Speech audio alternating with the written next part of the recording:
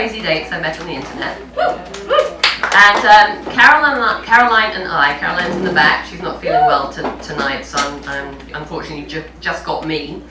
But we started this show because we were commiserating about the fact that all the dates that we seem to go on are just dreadful, and that we thought, well, maybe it'd be nice to have a kind of forum where women can discuss these dates and maybe get some tips and learn what not to do and just feel better about the awful process of it, And I've actually found that going on these online dates has actually made the dates more pleasurable, because even if they suck, I see the light because I see material, so it's great.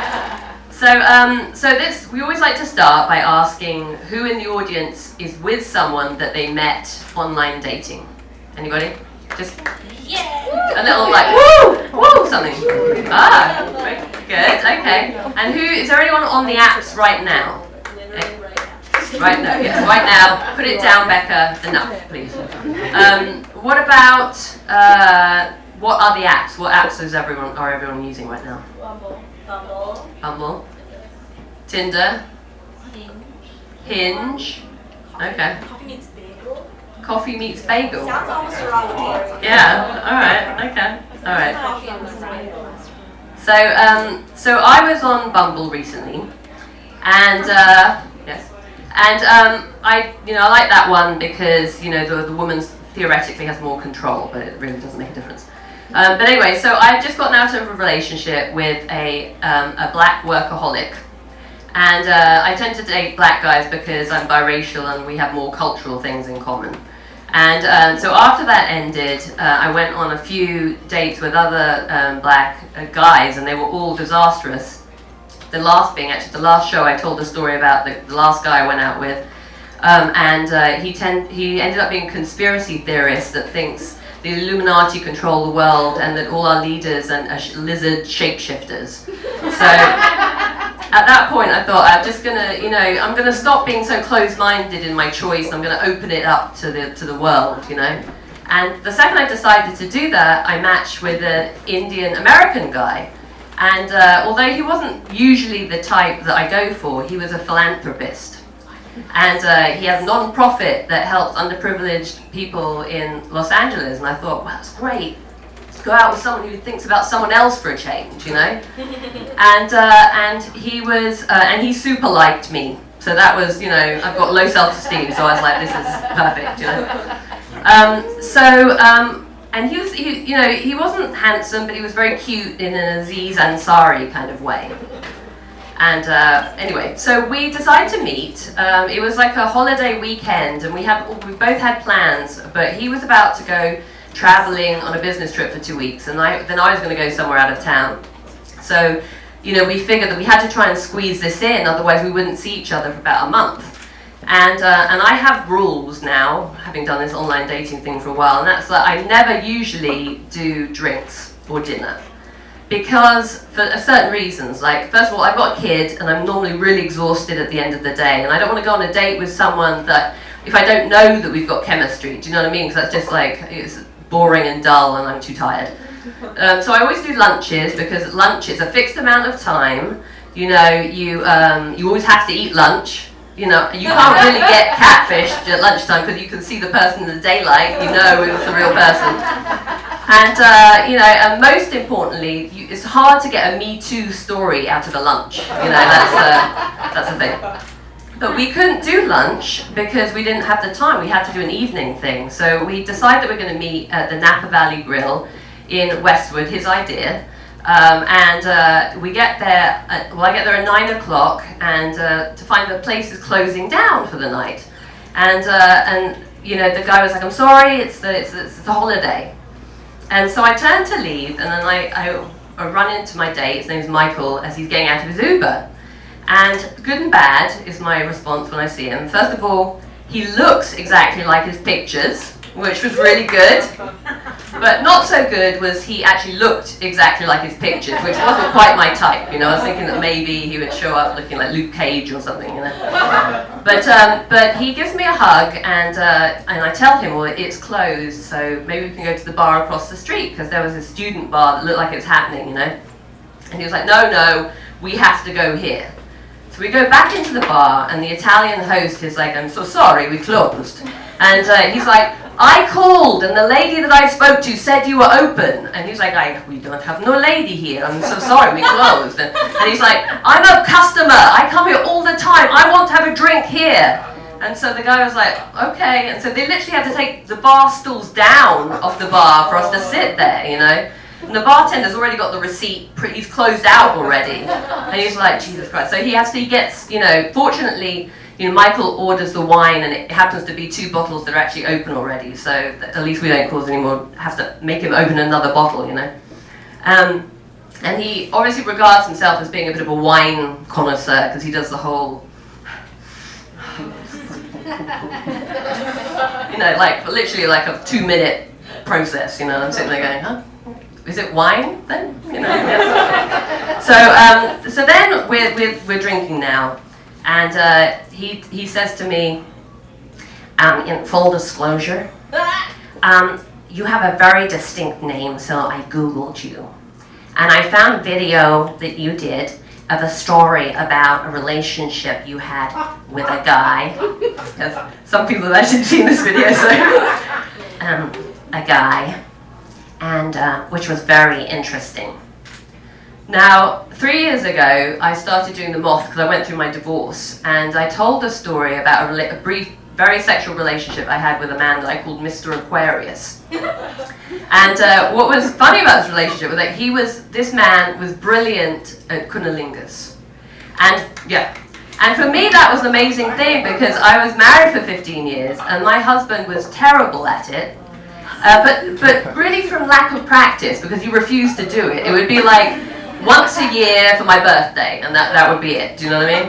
And so, but what was fun about this story wasn't the fact that this guy was great in the sack, because what I discovered from this relationship was that I need more than that, because the man, when he would talk to me, it was like, you know, and I just like couldn't, so I had to end it. I just couldn't take it anymore, despite the great sex or whatever. So, but Michael watched this video and he missed all of that. He didn't get the nuance of the story. He came away from it thinking that I was like Stormy Daniels or something. Do you know what I mean? Like, and then he goes to me. He goes, well, you know, the good thing about having seen this video is that now I know what you like in bed. And that's a bit disturbing for a 50-year-old man to think that I'm the only woman on the planet that likes that. I was like, okay, that's strike one, you know. And so then we get into the next conversation. He basically tells me that he needs me to understand that when we're together, he's not going to let me take selfies with him because he's a bit of a celebrity. And because he's a bit of a celebrity, he doesn't like to have his stuff all over social media. And I'm like, well, I understand the social media part of it, but I'm like, celebrity? I never heard of him before, so I don't really understand why he says that. And then he says that he just broke up with this woman. They were together for three. And I was like, well, 3 years, yeah, that's quite a long time. He goes, no, 3 months. I was like, okay. And he's like, well, you know, they broke up because of the social media thing. But what he's learned from this is that he is now ready to be in a committed relationship. And he is going, his workers, like his family, his friends, his colleagues, they're all in it with him. They want him to get this perfect relationship, and they're going to help him find the time to meet the perfect person. And this perfect person, and he's discovered what are the elements that are going to make a relationship perfect. And this is what it boils down to. He said, a man may see mustard, but a woman, she may see ketchup. But because they don't communicate, the man doesn't know that the woman sees ketchup instead of mustard. And she doesn't know that he sees mustard instead of ketchup. And that is how a relationship is ruined. So I didn't realize condiments were that important to relationships. But at that point, he then has another full disclosure for me. For the full disclosure now is that he's not 50, he is 59. Whoa. But he lied about his age for a really good reason, because he, you know, he likes dating young women. And the fact is that, you know, he assumed that someone like me wouldn't have 59 as the top age range. He said, well, you probably only had 50 as the top age range. And, you know, that means that we would never have met if I hadn't lied about my age. And I'm like, well, yes, exactly. Because I don't want to date my dad. He basically lied himself out of a generation. Like, he was pretending he was Generation X when he's actually a baby boomer. You know, that's not right. So at that point, you know, the bartender is like, and everybody's like standing at the wall like this. And so I chugged the last of my wine. I'm like, come on, let's go. There is no future in this relationship, but I have to get more details. I can't just let it end here. There's more. I need to find out why this man is the way that he is, you know? And so we walk out, and the bar across the street, the student bar, is still going, and I'm like, well, he's like, let's go to the W or to Denny's, you know?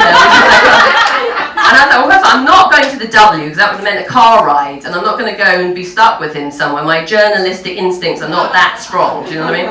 And, but I'm like, the bar across the street, though, but he's clearly the boss of this date, and he's like, no, but I understand now why, because that's a student bar, and he's almost 60, so that's, you know. So we end up at Denny's with all the other weirdos, so it's perfect for us, you know, like, perfect. And then now is the new part of the date. This is the new phase, and this phase is him telling me why I would be a perfect girlfriend for him. Now, I would be a perfect girlfriend for him because I speak a little bit of French and a little bit of Italian. And he learned those languages at his Ivy League school. And he regards himself as being a bit of a romantic, and he's going to retire to Italy. And now, my ex-husband is Italian. Okay, so I spent a lot of time in bloody Italy. So let me tell you about Italy. It's beautiful, yes. It's the food is great, yes. The people are warm and lovely, but nothing fucking works there. Okay, it's like outside the Firenze train station, a murder. We were sitting on a bus with 30 other people, saw the thing through the glass. The police came. They let the bus drive away. 30 witnesses just drove away. That's Italy, okay? So I was like, yeah, you can visit, but living there, forget about it, okay? But Michele wants to retire to Italy, you know. And then, so that's the other thing I don't understand, right? I'm the mixed-race, multicultural poster child. Okay? I did my DNA, and I was very disappointed to discover that I've only got 13 different ethnicities ID in this thing. Like, I thought I was part Indian. I thought on my Trinidad side, I've got to have some Indian in there. And I was very disappointed to discover I have no Indian. And he is 100% Indian, which is awesome, and he knows nothing about Indian culture at all, you know? So then he says to me, the other thing that makes me perfect for him is that he needs an attractive woman who is physically fit to be at his side. But then in a moment of full disclosure, he says, he had a back injury, and he had surgery 14 years ago, and he's like basically frozen up his spine and can't move his neck. So I have to be perfectly physically fit, but it's okay that he's not, which is not right. And then, then we go to the next phase, final phase. And in this phase of it, he basically starts interrogating me. And the interrogation goes like this. I'm really looking for my soulmate. And the one thing that worries me about you is that you've been married before. And your first husband may have been your soulmate, so I need you to tell me, can I be your soulmate too? And I don't believe in soulmates, but I don't think it works like that, you know? So I tell him, I don't think I can just like tell you that I'm going to be your soulmate, you know? And he's like, there's something else I need to know. Can you be nurturing with me? I know you have a child, and you're probably nurturing with your child. But can you be nurturing with me? I need a woman that I can wake up to every morning, and she's going to smile at me, and she's going to give me a hug, and we're going to brace the day together. Can you be nurturing like that with me? And at that point, I was like, check, please. So we leave, and then I have this stupid British thing that I can't be rude, okay? And so we walk outside and the fog is rolling into Westwood and I'm freezing because I'm still wearing the clothes from the barbecue, you know. And he calls his Uber and it's 2 minutes away.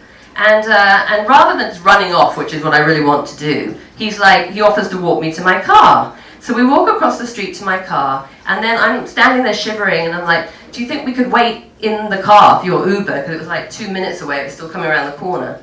So we get into the car, and I crank the heat up, and he looks at me, and he goes, you know, if I was a frat boy, I would reach across and grab you and kiss you right now. And so I laughed, and I think no 60-year-old man who's a philanthropist would ever start a sentence in this Me Too era with the phrase, if I was a frat boy. Do you know what I mean? Like, but then, before I can even process it, he actually reaches across, grabs me here by the back of my head, and I have to act it out for you because it's like, it was this dramatic. Literally, and then plants one on me and starts like tonguing me like ferociously, and I literally can't get away. And at the point where I'm kind of pull myself back, all the back of my hair, which was up like this in the pineapple, is all fallen down on my back, and I'm so shocked that literally this is my reaction. You messed up my hair. Like that's all I can say. Like not even a 50s housewife. I couldn't even manage a slap or anything. I was just like my hair, you know. And then his Uber's like bing bing. You know, the Uber guy calls and he's like, see you later, and jumps out of the car. And that was it. Like he left thinking that was the best date ever. And so. I mean, there's more to the date. There was a series of texts after that I unfortunately don't have time to read tonight. But I just. You know, it's one of those dates where I really regret not being really vocal with him and in that moment being able to say how outrageous that was. But that was a real natural reaction. Do you know what I mean? Like I was so shocked that I couldn't manage anything other than that. So that's real life. There you go. So thank you.